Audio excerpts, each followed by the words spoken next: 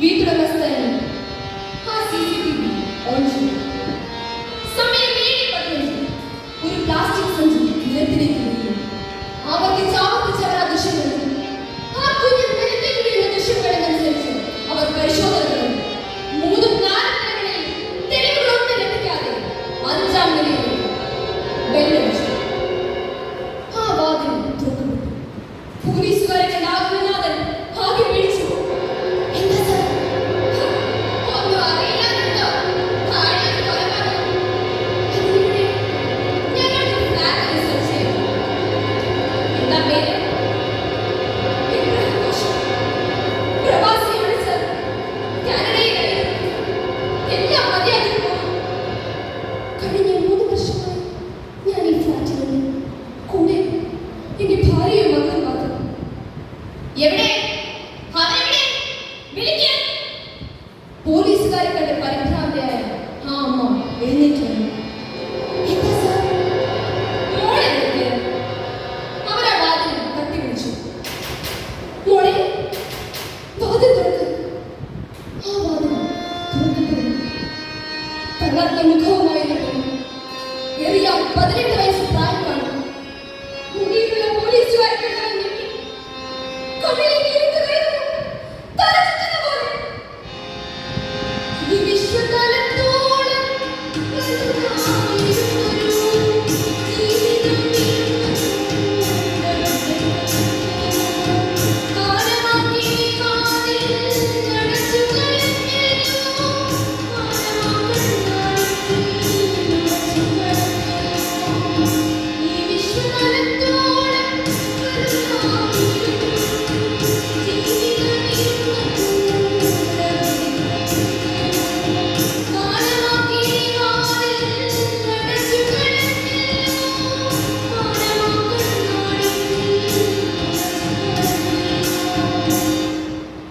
അവർ അകത്തേക്ക് കയറി പരിശോധന നടത്തി. വാസ്തു പരിശോധിച്ചപ്പോൾ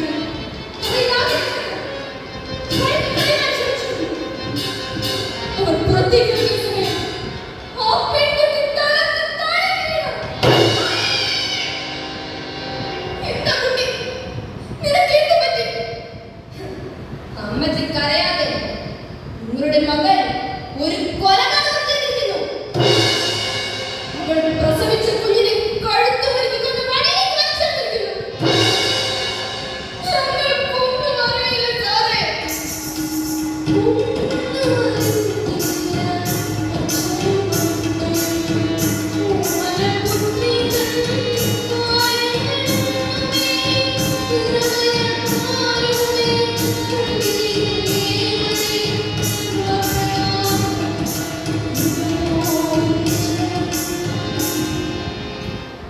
ആ പിതാവ് പതിയെ ശബ്ദിച്ചു.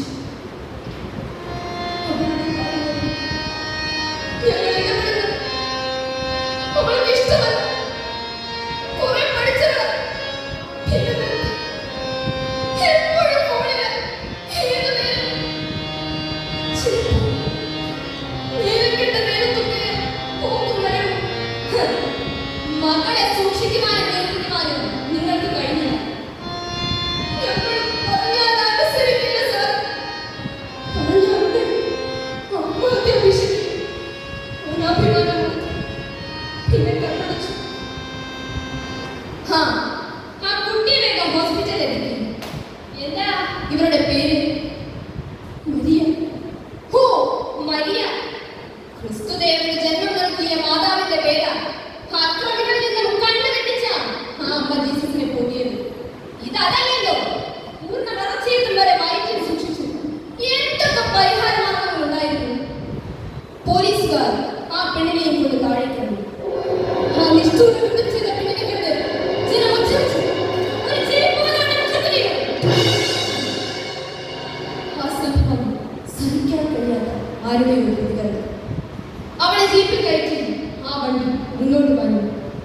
പുറകെ ആ കുഞ്ഞിന്റെ പ്രത്യേകമായി ആംബുലൻസ്.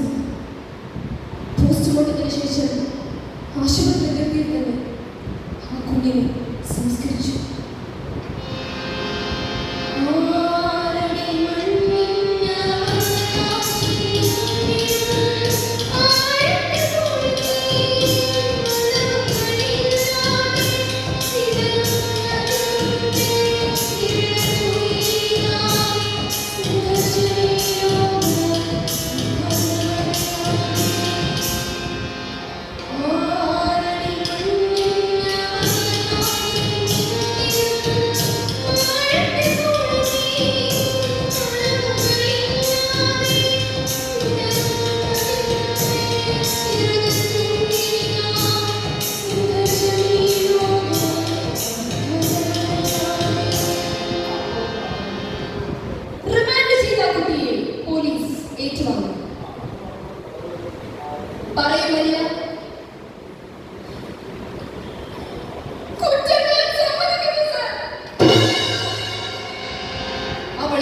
തുറന്നു.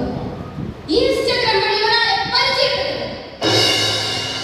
അതുവഴി FB-യിലും വാട്സാപ്പിലും ആൺസുഹൃത്തുക്കൾ കൂടിയത്. രാസലഹരിയിൽ ഇടറി വീണത്. എനിക്ക് മനസ്സിലാക്കാൻ അഹങ്കരിച്ച് നടന്നതിന് എനിക്ക് കിട്ടിയ ശിക്ഷയാണ്. എന്നെ സൂക്ഷിക്കുവാൻ എനിക്ക് കഴിഞ്ഞില്ല. പ്രിയമുള്ളവരെ, പ്രണയാതുരതയുടെ മിഴിനീർവരവിൽ പിടഞ്ഞു വീണവളാണ് മരിയ. കൗമാരം കടന്ന പ്രായത്തിൽ ചെയ്തു പോയ അബദ്ധമായി ഇതിനെ കാണാൻ കഴിയുമോ? അലക്ഷ്യമായ സഞ്ചാരം വരുത്തി വെച്ച വിപത്ത് എന്ന് വേണം ഇതിനെ പറയുവാൻ. പ്രേമമേ നിൻ പേരു കേട്ടാൽ മിഴിയമ്പഴി പിഴച്ച് പാപമിങ്കൽ മാറിയും കടുക്കൈകളാൽ. പ്രേമമേ നിൻ പേരു കേട്ടാൽ മിഴിയമ്പഴി പിഴച്ച് പാപമിങ്കൽ മാറിയും കടുക്കൈകളാൽ. മഹാകവി കുമാരനാശാന്റെ ദീർഘദർശനത്തിന് സ്തുതി. ഒരു പിഞ്ചു പൈതൽ തല തകർന്ന് ചിതറിയപ്പോൾ ഈ പ്രബുദ്ധ കേരളത്തിലേക്ക് പ്രതിച്ഛായ മങ്ങൽ എന്നെയും നിങ്ങളെയും ബാധിക്കുന്നു. നമ്മുടെ നാട് നവജാത ശിശുക്കളുടെ കൊലക്കളമായി മാറുമ്പോൾ നിങ്ങൾക്കറിയുമോ, ഗാസ എന്ന നാട് ഒരുപാട് നിഷ്കളങ്ക ബാല്യങ്ങളുടെ ചോരച്ചാലുകളിൽ ഇസ്രായേൽ പലസ്തീൻ യുദ്ധമുണ്ട്. അവിടെ നടന്ന ബോംബ് വർഷത്തിൽ ഷെല്ലേറ്റ് മരിച്ചത് ഒരു പൂർണ്ണ ഗർഭിണിയാണ്, നാസിയ ഹസൻ. ആ സമയമാണ് താമസിച്ചത് ബോംബ് വർഷത്തിൽ ഷെല്ലുകളേറ്റ സ്ത്രീകളും കുട്ടികളുമായി ഒരു കൂട്ടമല്ല. ബോംബിന്റെ രൂപത്തിൽ വിധി ആ അമ്മയെ കൊന്നു. എന്നാൽ രക്ഷാപ്രവർത്തകർ ആ മൃതദേഹം ആശുപത്രിയിലേക്ക് നീക്കിയപ്പോൾ വിദഗ്ധരായ ഡോക്ടർമാർ ആ അമ്മയെ സർജറിക്ക് വിധേയമാക്കി. ആ ശിശുവിനെ രക്ഷപ്പെടുത്തി ഇൻക്യുബേറ്ററിൽ സൂക്ഷിച്ചു. ദുരന്തമുഖത്ത് നിന്ന് പോലും ഒരു ജീവൻ രക്ഷിക്കാനുള്ള ശ്രമം നടക്കുമ്പോൾ മഹിമയേറുന്ന നമ്മുടെ നാട്ടിലെ കഥകൾ നമ്മെ ലജ്ജിപ്പിക്കുന്നു. ആഡംബരങ്ങളും സുഖലോലുപതയും അമിത സ്വാതന്ത്ര്യം തേടിയുള്ള യാത്രയും തന്നെയാണ് ഇത്തരം കൃതികളിലേക്ക് ഇവരെ നയിക്കുന്നത്. തകർക്കപ്പെട്ടത് അമ്മ എന്ന മഹനീയതയും സ്ത്രീത്വത്തിന്റെ മാനവും പ്രതീക്ഷയുള്ള ഒരു ശിശുവുമാണ്. അരുതരുത്, കൊല്ലരുത്, കൊല്ലാൻ കൊലയരുത്, അത് നിന്റെ നിജമാണ് ദൈവത്തിൻ സന്തതി. ഹൃദയമേകിയ കുഞ്ഞിനെ കൊല്ലാൻ ആകാശദേവമാണ് അരുതരുത്, കൊല്ലരുത്, കൊല്ലാൻ കൊലയരുത്, അത് നിന്റെ നിജമാണ് ദൈവത്തിൻ സന്തതി. ഹൃദയമേകിയ കുഞ്ഞിനെ കൊല്ലാൻ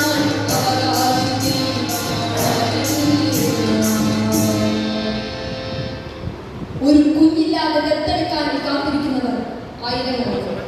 അവർ സ്റ്റേറ്റ് അഡോപ്ഷൻ ഏജൻസിയിൽ പേരും നൽകി കഴിയുന്നു. പ്രിയ സഹോദരിമാരെ, ഇത്തരം പ്രതിസന്ധികൾ നമ്മുടെ ജീവിതത്തിൽ വന്നാൽ തരണം ചെയ്യണം. നമ്മുടെ യാത്രയ്ക്ക് തടസ്സം നിൽക്കുന്ന കറുത്ത ഭൂതങ്ങളെ ചങ്ങലക്കിടുവാൻ മനസ്സിലോർക്കുക. Toll free number 1098. പരിഹാരം ഉണ്ടാകും, പ്രതിവിധി ഉണ്ടാകും. ഇര തേടുന്ന മനുഷ്യമൃഗങ്ങൾ ഈ നാട്ടിൽ അയൽക്കുകയാണ്. നല്ലതിനെ തിരിച്ചറിയാനും തെറ്റുകളെ തുടച്ചു നീക്കാനും കഴിയുന്നിടത്താണ് നമ്മുടെ വിജയം. പുനരഭിമരണം, പുനരഭിജനനം, പുനരഭിജനനി, ജഡലേ ശയനം. ജീവിതം എന്നത് പഠിച്ചിട്ട് ജീവിക്കാൻ പറ്റിയ ഒന്നല്ല. അത് ജീവിതത്തിലൂടെ മാത്രമേ പഠിക്കാനാവൂ. നല്ല വഴി തേടുന്നുവെങ്കിൽ ജീവിതം വച്ചു തീരുന്ന പ്രതിസന്ധികളെ തരണം ചെയ്യാനുള്ള ശക്തി സ്വയം ആർജിക്കുക. ഈ കഥ ഇവിടെ പൂർണ്ണമാകും. നന്ദി, നമസ്കാരം.